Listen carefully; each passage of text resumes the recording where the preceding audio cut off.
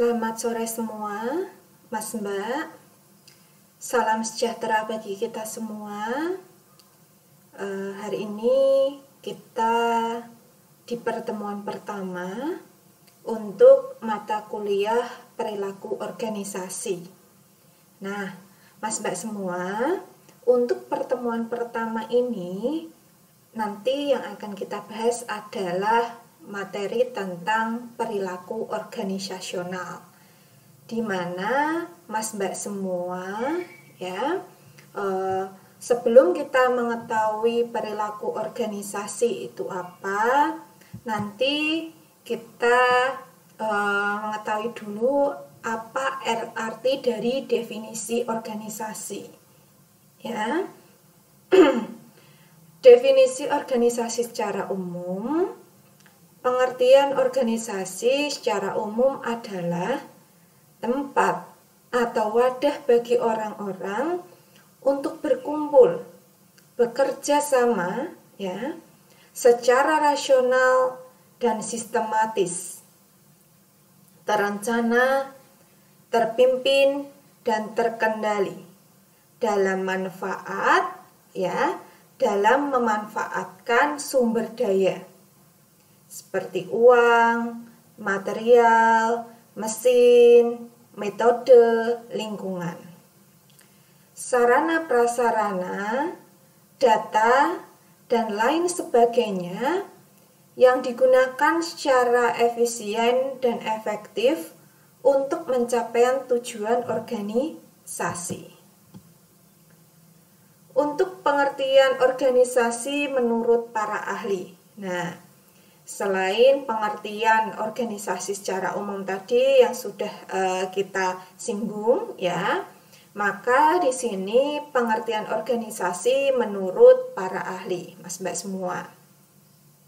Nah, para ahli dan pakar memiliki pandangan yang berbeda-beda dalam mendefinisikan apa itu organisasi.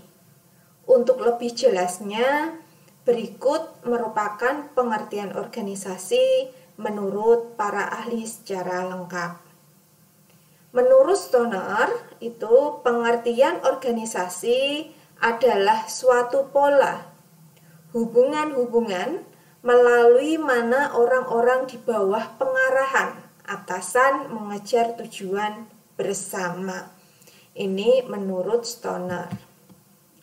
Kemudian menurut James D. Manning, definisi organisasi ini menurut James D. Manning adalah bentuk setiap perserikatan ya, perserikatan manusia untuk mencapai tujuan bersama.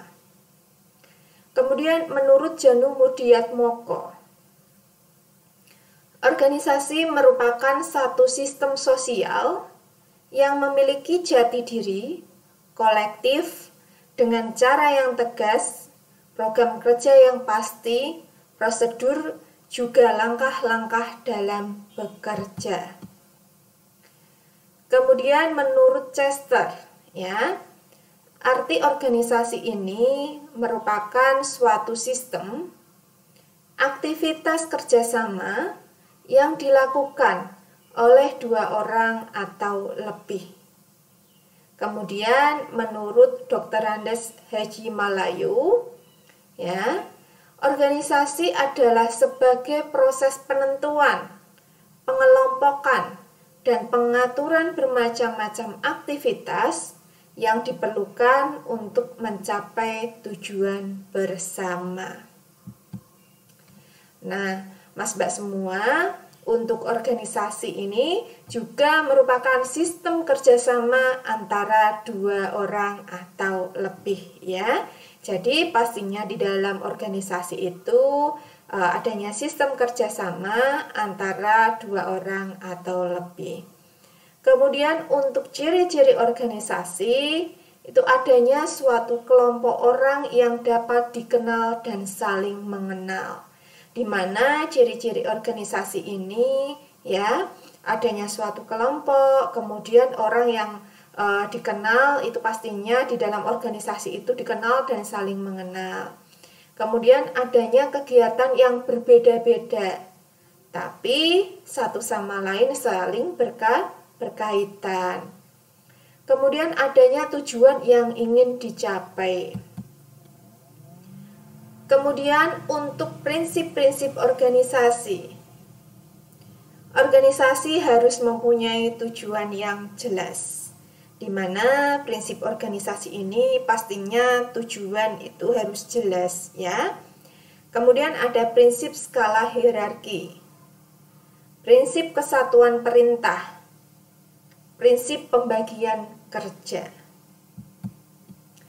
Nah, Mas Mbak semua, setelah kita mengetahui apa artinya organisasi itu tadi ya, dari organisasi secara umum, organisasi secara beberapa pakar ahli yang berbeda seperti itu ya, dengan pandangan yang berbeda, maka di sini pengertian perilaku organisasi adalah suatu bidang studi yang menyelidiki pengaruh yang menimbulkan oleh individu, kelompok, dan struktur terhadap perilaku manusia di dalam organisasi dengan tujuan menerapkan pengetahuan yang didapat meningkatkan efektivitas organisasi.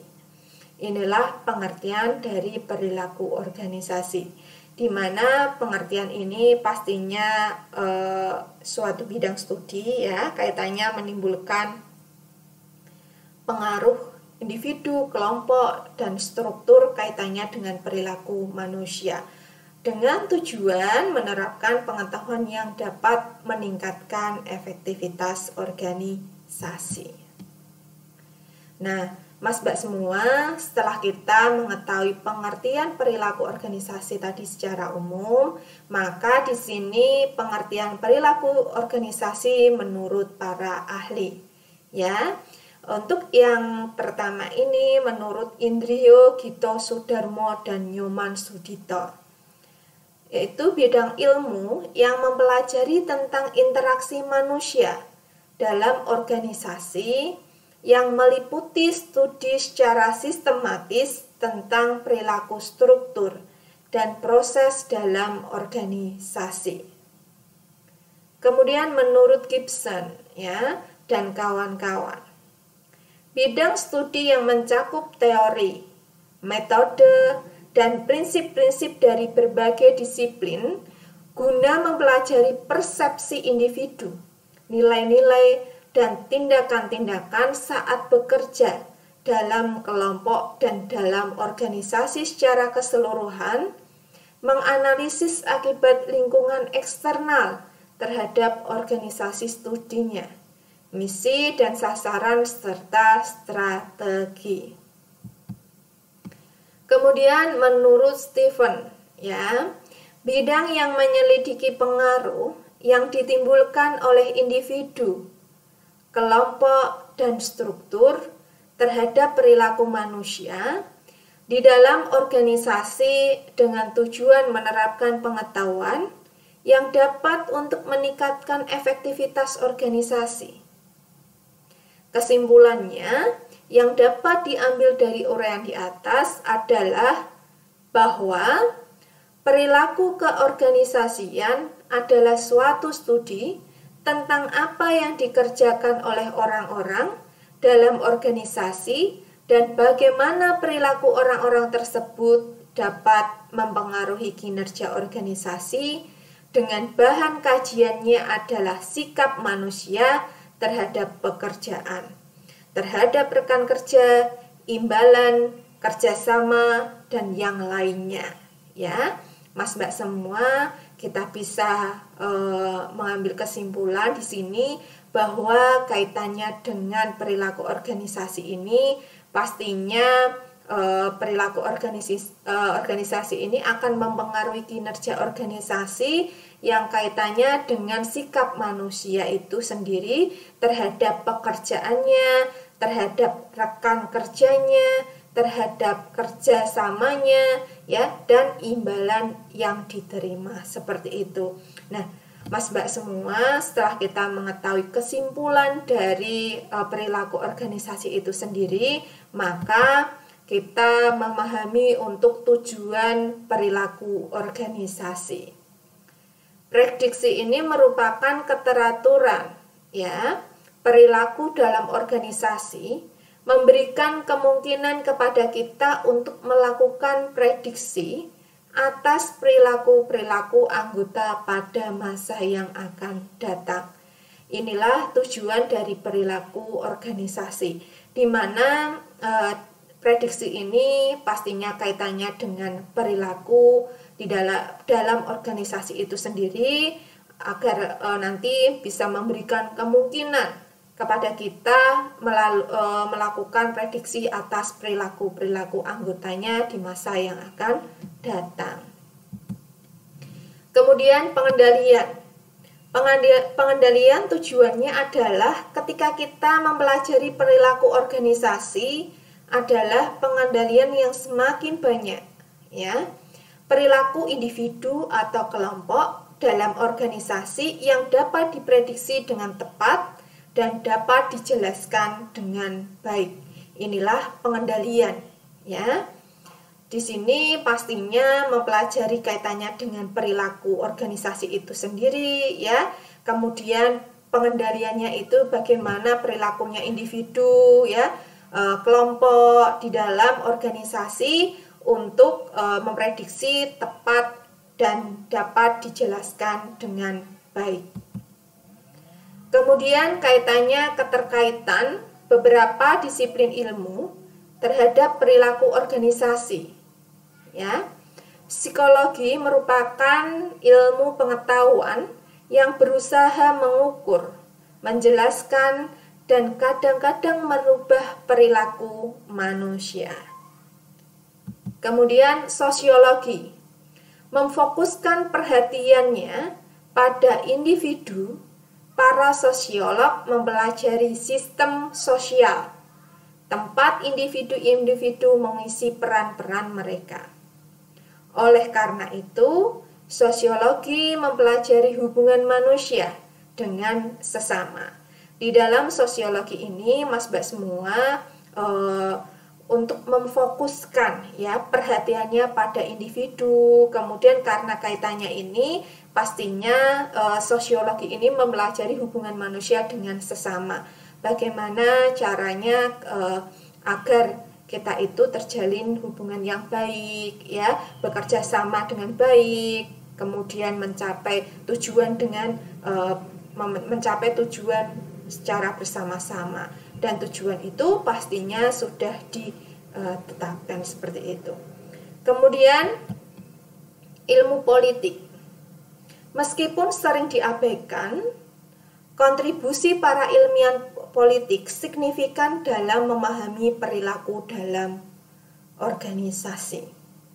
Ya, contohnya alokasi kekuasaan dan bagaimana orang memanipulasi kekuasaan.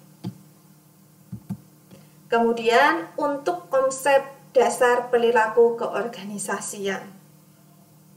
Konsep dasar perilaku keorganisasian ini, setiap bidang ilmu memiliki landasan filosofi seperti akuntansi, fisika, dan lain-lain. Demikian pula dengan perilaku keorganisasian yang notabene melibatkan manusia. Perilaku organisasi akan bersangkut paut dengan seperangkat konsep dasar di sekitar manusia dan organisasi. Ya, konsep dasar perilaku ini, Mas Mbak semua pastinya ya memiliki landasan filosofi kaitannya dengan bidang ilmu, dari ilmu yang akuntansi, fisika, dan lain-lain ya. Yang tadi pastinya sudah kita singgung kaitannya dengan sosiologi juga ya. Kemudian Mas Mbak semua dengan politik seperti itu ya. Kemudian Mas Mbak semua untuk hakikat umumnya ya. Hakikat umum di sini hakikat manusia meliputi pemahaman tentang kaitannya dengan perbedaan individu. Perbedaan individu adalah bahwa setiap orang itu berbeda satu dengan yang lain. Ya, dari hakikat manusia ini, Mas Mbak semua, kita mengetahui perbedaan individu. Karena pastinya di dalam perbedaan individu ini bahwa setiap orang itu berbeda satu dengan yang lain. Ya, kaitannya dengan sikap, kaitannya dengan watak itu pasti berbeda. Berbeda karakter itu pastinya akan berbeda juga ya. Kemudian orang seutuhnya adalah orang-orang yang berfungsi sebagai makhluk manusia seutuhnya. Kemudian perilaku termotivasi adalah orang yang berperilaku karena suatu dorongan yang berangkat dari suatu kebutuhan. Motivasi sangat penting dalam menyelenggarakan organisasi. Di dalam perilaku termotivasi ini, maka Mas Mbak semua, orang-orang yang berperilaku kaitannya dengan dorongan ya, yang berangkatnya itu dari dorongan, kemudian kaitannya dari dorongan individu maupun dorongan internal ya, internal maupun eksternal ya, dari di dalam individu masing-masing itu pastinya ada yang berangkat dari suatu kebutuhan ya.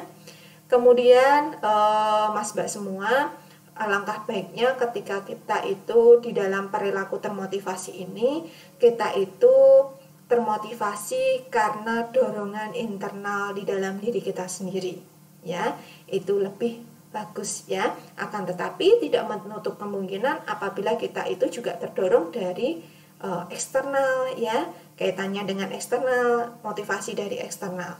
Nah, Mas Mbak semua, pastinya di sini kita sudah memahami tentang hakikat manusia. Kemudian di sini manusia memiliki nilai martabat. Kemudian untuk hakikat organisasi. Hakikat organisasi meliputi pemahaman tentang sistem sosial. Artinya bahwa organisasi adalah sistem sosial yang dibentuk untuk kepentingan bersama. Kita mengetahui bahwa dari organisasi itu sendiri, di mana organisasi itu terdiri dari 2 orang atau lebih ya, maka di dalam hakikat organisasi itu di sini ada sistem sosial.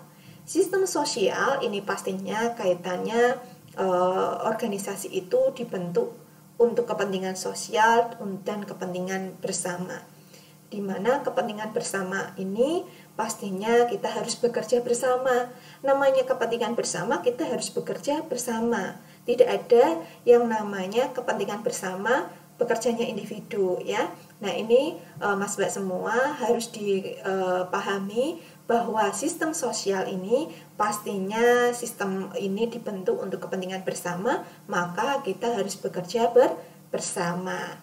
Kemudian untuk kepentingan bersama ini artinya bahwa organisasi itu membutuhkan orang-orang dan orang-orang membutuhkan organisasi. Jadi perlu diingat Mas Mbak semua, untuk kepentingan bersama ini berarti kita saling membutuhkan, di mana organisasi ini membutuhkan orang-orang dan orang-orang juga membutuhkan organisasi.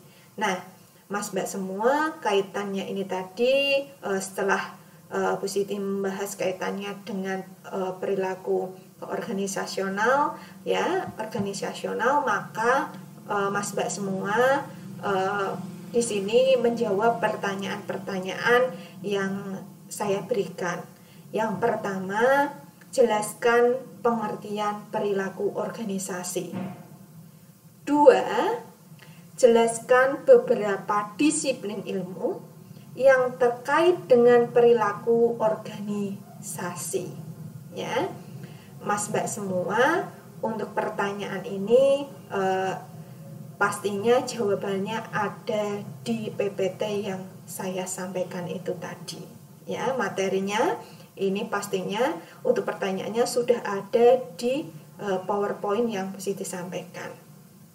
Oke, Mas Mbak semua, jangan lupa Mas Mbak semua untuk presensi disiakat ya, karena pastinya presensi disiakat untuk Anda untuk mendeteksi Anda itu datang di pertemuan pertama di mata kuliah perilaku organisasi ini.